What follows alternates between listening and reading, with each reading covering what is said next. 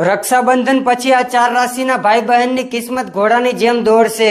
તેની પાછળનું કારણ બુધ ગ્રહ છે.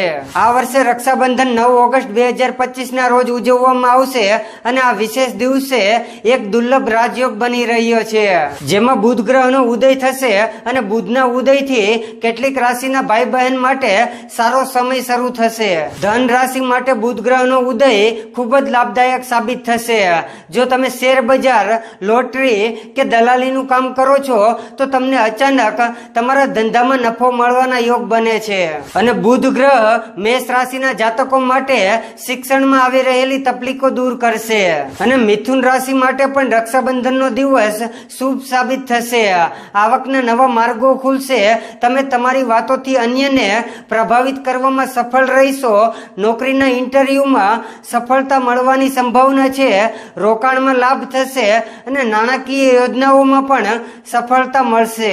અને બુધ ગ્રહના ઉદયથી કન્યા રાશિના લોકોને પગારમાં વધારો થશે, વ્યવસાયમાં લાભ થશે, આવકમાં વધારો થશે અને ભાઈ બહેન વચ્ચેના સંબંધોમાં રહેલી ખટાશોને દૂર થશે. જય માતાજી.